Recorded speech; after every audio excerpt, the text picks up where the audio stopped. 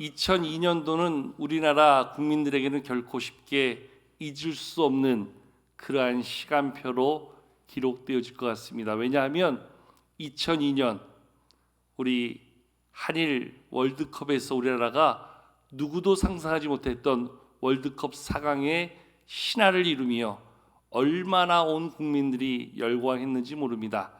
아마도 그때는 다 한 번쯤 빨간 티를 입어봤을 것이고 거리로 뛰쳐나와서 환호하며 또 코리아를 외치며 그 337 박수를 힘차게 쳤던 기억이 납니다.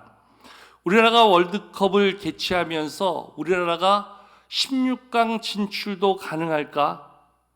많은 사람들이 기대하면서도 그것을 확신한 사람이 많지 않았을 겁니다. 사실 그때까지만 해도 월드컵을 개최하면서 한 번도 16강에 못 올라간 나라가 없었어요. 그런데 이제 우리나라가 또 일본이 월드컵을 같이 동시에 개최하면서 혹시 이번에 그 기록을 깨는 나라가 되면 어떡하지? 아마 이런 불안감도 있었던 기억이 납니다.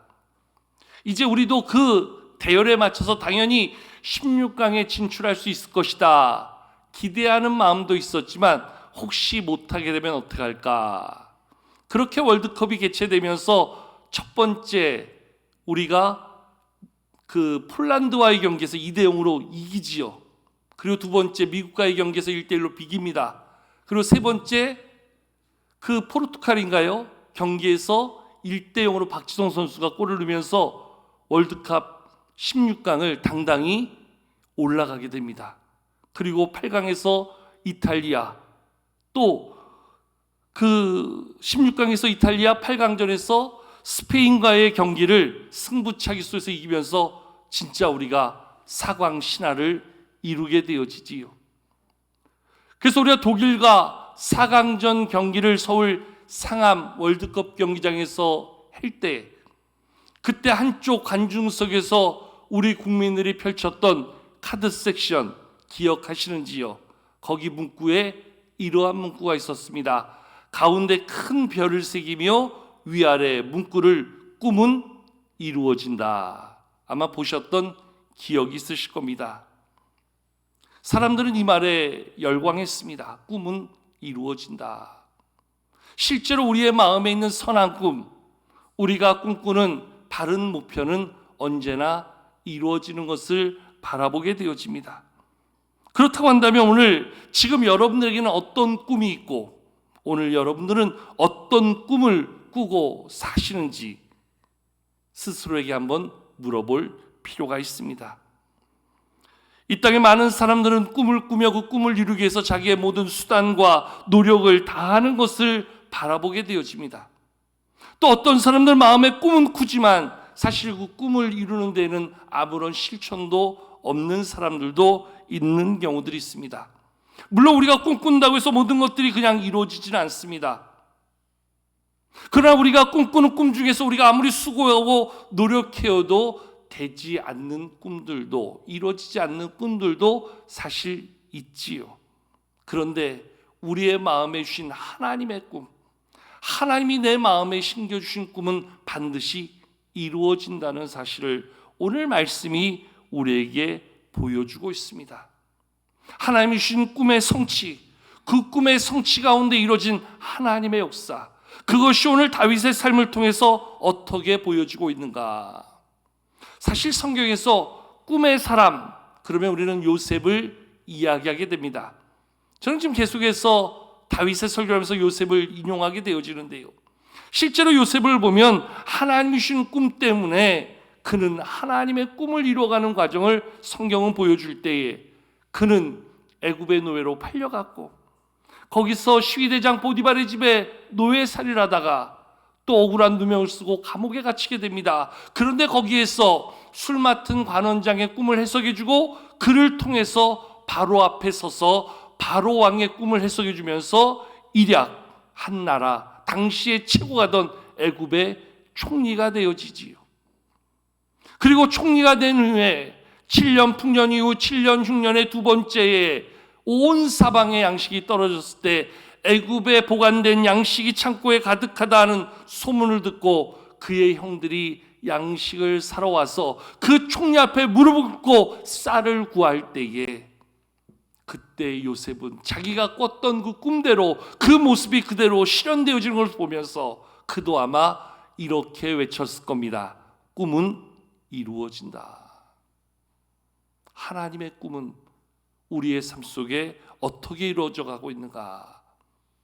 요셉의 삶이 그것을 보여주고 있고 오늘 말씀에 나오는 다윗의 삶이 또한 그러한 모습을 우리 가운데 보여주고 있습니다.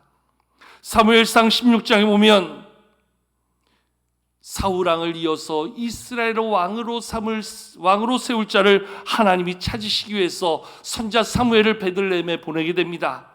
이새의 아들 중에서 기름 받을 자를 찾으실 때에 그의 모든 형들을 뒤로 물리고 하나님은 들에서 양을 지키고 있던 그 다윗을 부르셔서 사무엘 선자를 통해서 기름을 부으십니다. 기름 부음 받은 그 다윗, 사실 그 이후의 삶이 그저 평탄치는 않았습니다. 우리가 앞서 말씀을 통해서 반복돼서 이야기하고 있는 것처럼 골리앗을 무너뜨림으로 인하여서 많은 사람들의 주목받는 인생이 되었지만 그것이 오히려 화근이 되어 사울왕의 시기와 질투 가운데 그는 사울의 칼을 피하여 도망다니는 자가 되어야 됐습니다. 광야로 자신을 숨겨야 됐고 엔게디옷의 동굴에 숨어서 십광야에서 사울의 칼을 피해야 했습니다. 심지어는 블레셋 가드 땅 시글락에 망명하여서 그는 자신을 감추는 그러한 존재로 살아야만 했습니다. 그러다가 길보아산의 전투에서 사울왕이 죽음으로 인해서 다윗은 새로운 인생의 길을 열게 되었고 이제 오늘 그 이후에 사무엘하 2장서부터 5장에 오기까지 헤브론에서 왕으로 세워진 다윗이 어떻게 전체 이스라엘의 왕으로 세워지며 하나님의 언약의 성취, 하나님의 그 꿈의 성취가 이루어지고 있는가? 오늘 말씀 우리 가운데 그것을 보여주고 있습니다. 과거 왕권 중심의 나라에서 한 나라의 왕이 죽게 되면 큰 혼란이 발생하게 될 수 있는 상황을 보여줍니다. 사울왕의 죽음도 마찬가지였습니다. 사울왕이 죽음으로 해서 이스라엘은 사울왕의 아들이었던 이스보셋을 중심으로 그 권력을 잡고자 했던 사람들의 한 무리와 또한 유다 지파를 중심으로 헤브론에서 다윗을 왕으로 세웠던 사람들 간에 아주 치열한 민감한 싸움이 벌어지게 됩니다. 이스라엘의 정통성과 주도성을 잡기 위한 계속적인 싸움이 이루어지다가 이제 이스보셋을 따르던 사람들이 결국 다윗에게로 돌아서면서 이제 다윗이 전체 이스라엘의 왕으로 세워지는 장면이 오늘 우리가 읽은 본문의 말씀입니다. 그래서 오늘 말씀 1절을 보면 이 싸움의 주도권이 다윗에게로 옮겨지고 있는, 그래서 다윗을 세우고 있는 모습을 보여주는데요. 우리 같이 한번 1절 말씀을 한 목소리로 읽겠습니다. 1절 말씀입니다. 이스라엘 모든 지파가 헤브론에 이르러 다윗에게 나와 이르되 보소서 우리는 왕의 한 골육이니이다. 아멘. 이스라엘의 모든 지파가 헤브론으로 나와서 다윗에게 이르기를 보소서 우리는 왕의 한 골육이다. 우리는 왕의 한 형제요 가족이다 이야기하는 거지요. 이제 이스라엘의 모든 지파들이 헤브론에 있어서 다윗을 존중하고 다윗을 통일된 이스라엘의 왕으로 추대함으로 명실공히 이스라엘의 왕으로 세워지는 다윗의 등극이 오늘 본문에 나타나고 있는 내용입니다. 다윗은 이렇게 하여서 헤브론에서 7년 반 그리고 이스라엘에서 33년을 이스라엘의 왕으로서의 40년의 그의 통치를 말씀은 기록해 주고 있습니다. 근데 오늘 이 모든 과정이 그저 우연히 되어진 것이 아니라 그저 힘으로 쟁취한 것이 아니라 하나님의 약속 가운데 그 약속이 이루어진 하나님의 놀라운 성취의 과정임을 말씀은 보여줍니다. 우리 2절 중반 이후에 보면 여호와께서도 왕에게 말씀하시기를 내가 내 백성 이스라엘의 목자가 되며 내가 이스라엘의 주권자가 될 것을 약속해 주셨다라고 말씀해 주고 있습니다.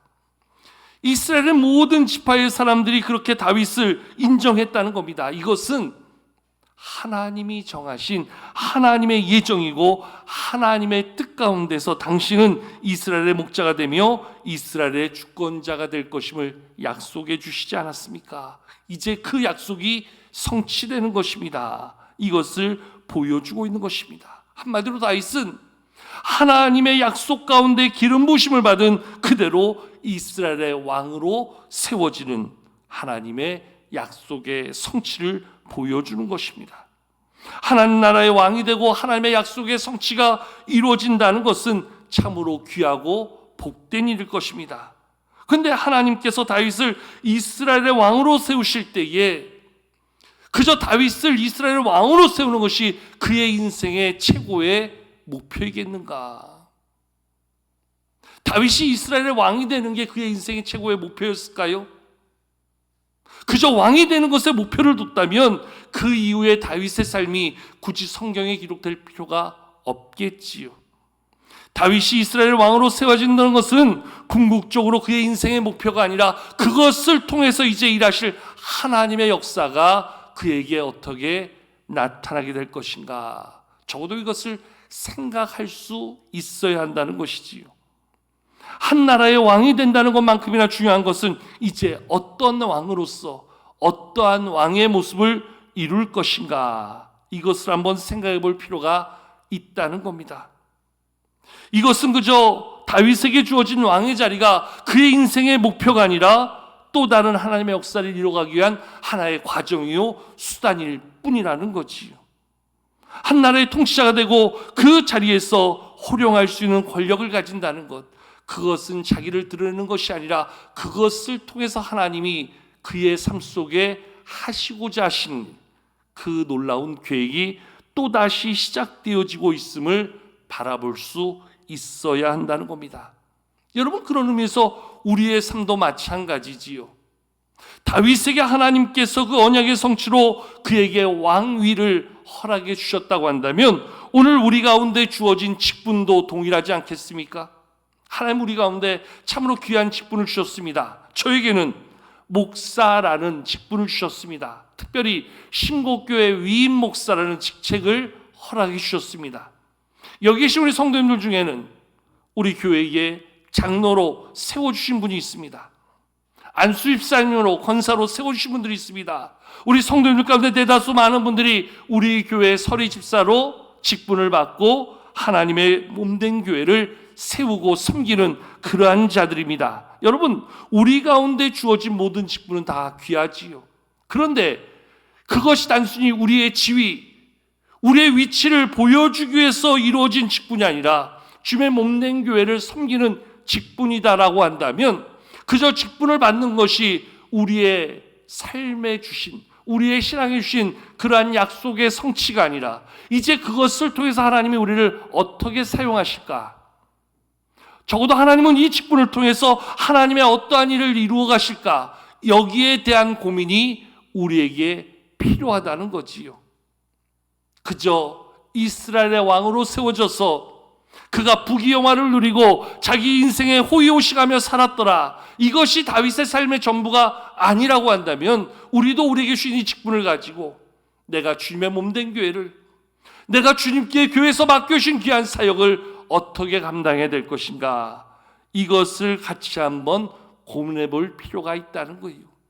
이스라엘의 왕으로서의 다윗의 삶은 그의 인생의 목표가 이루어진 순간이 아니라 이제 그를 통해서 일하시는 하나님의 역사의 과정이며 하나님의 일하심의 수단으로 주어진 그 일을 통해서 그는 어떻게 살아야 될 것인가에 대한 더 진지한 고민이 요구되어진다는 사실이지요. 우리도 마찬가지입니다. 이미 오래전에 직분을 받은 분들이 있을 것이고 지난해 2월달 우리 창립주일에 맞춰서 우리 교회 직분자로 세워진 분들도 있을 터인데 우리 가운데 중직자라는 이름으로 세워진 장로님, 또 안수집사님, 권사님, 그리고 매년 우리 가운데 세워지는 그 집사님들의 직분, 우리는 그것을 통해서 내가 하나님 앞에서 어떠한 일꾼으로, 어떠한 직분자로 살아가야 될 것인가, 다시 한번 이거를 생각해보고 자신을 돌아볼 필요가 있다라는 사실이지요.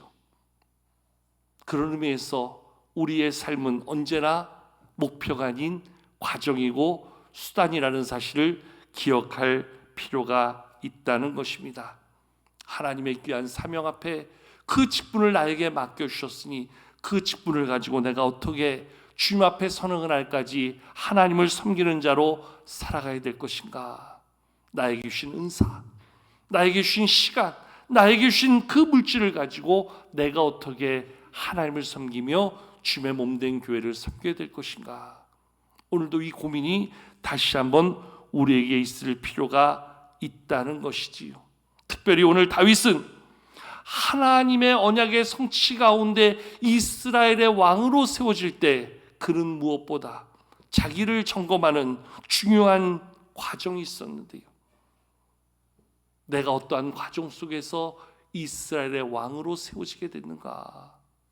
그것을 놓치지 않을 때 그는 하나님 앞에서 온전한 사명자로 그 왕의 직분에 걸맞는 삶을 살 수 있는 그러한 모습을 보게 되어지는데, 첫 번째로 다윗은 이스라엘의 왕이 되는 과정에서 무엇보다 하나님의 때, 하나님의 방법에 철저히 순종하는 모습을 보여주고 있습니다. 여러분, 다윗은 사울을 죽이고 일찍 이스라엘의 왕이 된다고 한다면 더 일찍 왕이 될 수도 있었던 사람입니다. 자기에게 주어졌던 기름 부음을 생각해서 내가 이스라엘의 왕이 될 자다라고 생각하여서 자기의 생각과 자기의 방법과 자기의 계획대로 왕이 되고자 했다면 훨씬 더 일찍 왕은 될 수도 있었을 것입니다. 왜냐하면 자기를 잡으러 왔던, 자기를 죽이려 했던 그 사울왕을 은밀한 중에 자기가 해할 수 있는 기회가 2번이나 있었어요. 그 엔게디 요새 깊은 동굴 속에서 용변을 보고 있던 그 사울을 죽일 수도 있었고요. 십광야에서 깊이 잠들어 마치 인사불성되어 잠들어 있는 사울을 다윗은 죽일 수도 있었습니다. 그리고 그 자리를 취할 수도 있었겠지요. 그런데 다윗은 하나님의 때, 하나님의 방법을 존중하는 자로 그저 내가 왕이 되는 것이 목적이 아니라 하나님의 뜻에 순종하며 살 때에 그 뜻에 합당한 삶을 살 수 있다. 늘 그는 하나님 앞에 순종하는 자로서의 자신을 날마다 점검하며 나아갔다는 것이지요. 우리도 마찬가지예요. 하나님의 때를 무시하고 하나님의 방법을 무시하고 내 생각대로, 내 방법대로, 내 시간표대로 모든 것을 만들어 간다는 것이 조금 더 빨리 갈 수 있을지 모르지만 그것이 결코 하나님 앞에 선한 방법이겠는가. 다시 한번 돌아볼 필요가 있다는 거지요. 우리는 뭐든지 빨리빨리를 말합니다. 직분도 빨리 받고 우리가 원하는 것도 빨리 하고 내가 바라고 소원하는 것도 빨리 이루어지기를 원합니다. 그러나 결코 하나님의 뜻을 앞서가면서 하나님의 계획을 앞서가면서 내 뜻과 방법대로 그 모든 것들을 선하게 이룰 수 있는 방법은 하나도 없다는 것이지요. 만약에 다윗이 사울을 죽이고 왕이 됐다면 그는 그저 왕을 죽이고 그 왕의 권력을 찬탈하는 쿠데타의 장본이 될 수밖에 없었다는 것, 앞서도 한번 말씀드린 적이 있지요. 하나님의 방법을 존중하는 자, 하나님의 때를 기다릴 줄 아는 자, 그 하나님의 인도하심에 순종할 수 있는 자, 거기에 바로 하나님의 선한 인도하심과 역사하심이 경험되어 줄 수 있다는 것이지요. 여러분, 우리의 삶도 마찬가지라는 거예요.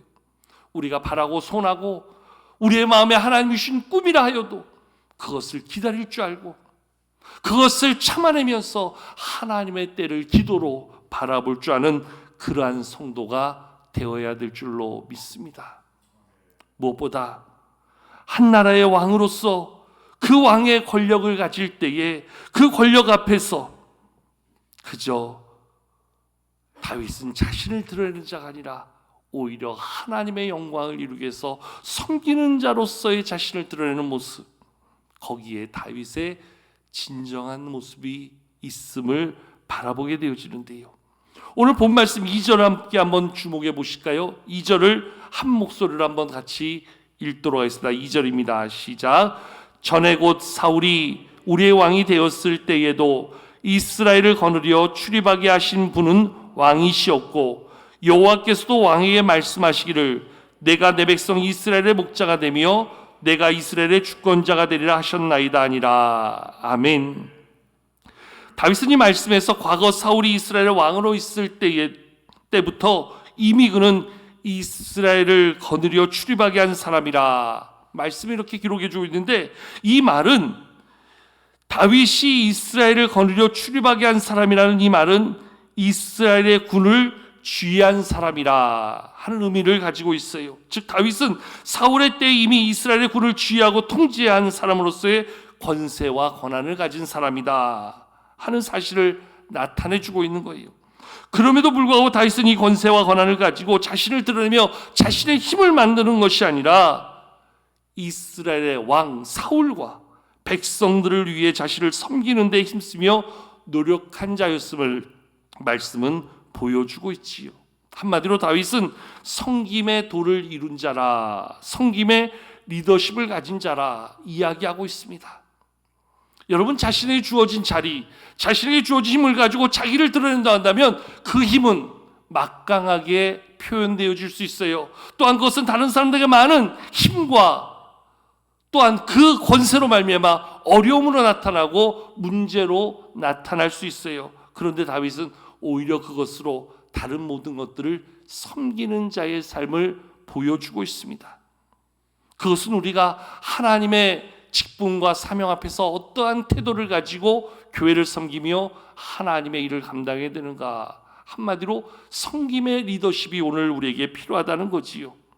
이 땅에서 가만히 보면 여러 가지 리더십이 존재합니다. 가장 대표적인 리더십은 군주적 리더십이에요. 다스림의 리더십입니다. 자기에게 있는 힘과 능력을 가지고 많은 사람들 지배하며 다스리는 리더십, 아마 이것이 세상의 리더십이고 우리가 생각하는 가장 보편적인 리더십이 아닌가 생각해 볼 수 있습니다. 또 다른 리더십을 보면 방임형 리더십, 다른 말로 하면 자율형 리더십, 모든 것들을 알아서 할 수 있도록 맡겨주는 리더십이지요. 또 하나의 리더십은 코치적 리더십입니다. 일일이 가르치고 체크하고 점검하면서 모든 것들을 통제해 잘할 수 있도록 제안하는 리더십을 이야기할 수 있는데요. 오늘 다윗에게서 드러나는 리더십은 이런 리더십이 아니라 바로 한마디로 섬김의 리더십, 가장 낮은 자리에서 모든 사람들을 높여주고 세워주는 리더십, 어떻게 보면 예수님의 리더십이 바로 이 섬김의 리더십이었지요. 예수님의 말씀에 인자가 온 것은 섬김을 받으려 함이 아니라 도리어 섬기려 하고 자기 목숨을 많은 사람들의 대속물로 내어주셨던 그 섬김과 희생의 리더십, 다윗은 이미 하나님 앞에서 그러한 리더십을 오늘 그의 안에 담아서 그가 그 자리에 설 때에 그런 평생을 하나님의 영광을 이루는 자로 설 수 있었던 것을 바라볼 수 있게 되어지지요. 무엇보다 다윗은 이스라엘의 왕으로 등극할 때 매우 중요하게 여긴 것 하나가 있습니다. 오늘 본 말씀 한번 3절을 같이 한번 읽어보실까요? 3절 함께 같이 읽겠습니다. 시작. 이에 이스라엘 모든 장로가 헤브론에 이르러 왕에게 나오매 다윗 왕이 헤브론에서 여호와 그들과 언약을 맺으며 그들이 다윗에게 기름을 부어 이스라엘 왕으로 삼으니라. 아멘. 이스라엘 모든 장로가 헤브론에 와서 왕에게 다윗 왕에게 나와 다윗 왕이 헤브론에서 여호와 앞에 그들과 언약을 맺으며 그들이 다윗에게 기름을 부어 이스라엘 왕으로 삼았다 말씀해 주고 있는데요. 여기서 오늘 보여주고 있는 모습은 오늘 모든 사람을 존중하고 있는 다윗의 태도를 보여주고 있습니다. 오늘 다윗은 자신을 따르던 그러한 유다 지파의 사람들뿐만이 아니라 이스라엘의 모든 지파의 사람들을 존중함으로 그들이 다윗을 더불어 존중하여 오늘 다윗을 이스라엘의 왕으로 기름 부어 세우고 있는 모습을 보여주고 있는 것이지요. 다윗이 모든 사람들에게 지지를 받는다는 것을 바꿔 말하면 다윗이 모든 사람을 포용하고 이해하고 그들 모두를 섬기고 있는 섬김의 대상으로 존중하고 있다는 것이지요. 다윗이 저들을 무시하고 배제하는데 저들이 다윗을 일방적으로 존중하여 세우지는 못한다는 거지요. 즉 오늘 상호 존중의 모습에서 다윗은 모든 사람을 차별 없이 존중해주고 있는, 더 나아가 다윗은 자기에게 주어진 일보다도 사람을 소중히 여기고 사람을 먼저 세워가는 일에 그 마음을 두고 그들과의 관계를 존중하고 중요시하고 있는 모습을 보여주고 있다는 겁니다. 오늘 우리도 일을 하다 보면, 일에 매이다 보면 사람을 보지 못하고 또 사람을 놓치고 때로는 사람을 무시하게 되는 그러한 경우도 있지요. 그런데 오늘 우리에게 주신 직분, 오늘도 우리에게 주신 삶은 언제나 사람을 우선하고 사람을 존중하고 사람을 귀히 여길 줄 아는 그러한 모습이 되어야 한다는 거예요. 다윗의 삶을 통해서 하나님은 오늘도 우리에게 사람을 존중하는 자, 그를 통해서 이루어가시는 하나님의 역사가 어떻게 성취되어지는가 하는 모습을 한마디로 우리에게 보여주고 있는 겁니다. 여러분, 한 나라의 꿈꾸던 왕이 된다는 것은 참으로 귀하고 복된 일이 아닐 수 없습니다. 참으로 영광스러운 일이지요. 그런데 중요한 것은 어떠한 모습으로 왕이 되고 어떠한 모습을 이루어가는 왕이 될 것인가, 이것을 결코 놓치면 안 된다는 겁니다. 우리도 마찬가지예요. 어떠한 직분을 받고 어떠한 직분에 서는가 보다 중요한 것은 이제 그 직분을 가지고 어떻게 교회를 섬기며 어떻게 하나님의 교회를 함께 섬겨갈 것인가. 그러한 면에서 다윗은 하나님의 때, 하나님의 방법을 존중할 줄 아는 순종의 삶을 보여준다는 거예요. 무엇보다 중요한 것, 겸손한 섬김으로 모든 것을 감당해가는 그의 모습을 통해서 오늘 우리에게 필요한 것이 바로 이 겸손의 섬김임을 보여주고 있다는 것이에요. 무엇보다 하나님과의 관계에서, 또한 다른 사람들과의 관계에서 사람을 소중히 여길 줄 알고 사람을 선대할 줄 있는 것, 거기에서 중요한 자신의 태도, 자신의 삶을 세워가고 있음을 말씀은 보여주고 있어요. 우리도 다윗처럼 하나님의 기쁨이 되는 삶, 하나님의 뜻을 온전히 이루어드리고 하나님의 영광을 이루는 삶이 되기 위해서 오늘 다윗을 통해서 배워야 될 것이 있다면 바로 이것이라는 거예요. 하나님의 그 약속의 언약이 성취되어지고 그 약속의 성취를 이뤄서 이제 하나님이 쓰시고자 할 때 어떠한 모습을 이룰 것인가. 오늘 말씀에 보여주는 이 세 가지를 기억할 수 있기 원합니다. 하나님의 때, 하나님의 방법을 존중하여 순종하는 자 되겠습니다. 늘 하나님 앞에서 또한 우리에게 맡기신 그러한 사명 앞에서 겸손함으로 나아가는 자 되겠습니다. 겸손한 섬김을 이루겠습니다. 그리고 무엇보다 내 앞에 있는 사람들을 존중하며 저들을 선대하는 자 되겠습니다. 오늘 그러한 모습으로 우리의 직분 앞에 설 때에 우리의 직분을 통해서 다윗을 통해 기뻐하셨던 하나님이 우리를 통해서도 기뻐하시며 우리 가운데 그 모든 직분의 아름다운 열매를 이루어 주실 줄로 믿습니다. 하나님께서 다윗을 선히 여기셨던 것처럼 우리 모두도 선히 여겨주시는 귀한 삶을 이루어가는 이 한 주간 될 수 있기를 주님의 이름으로 축원합니다.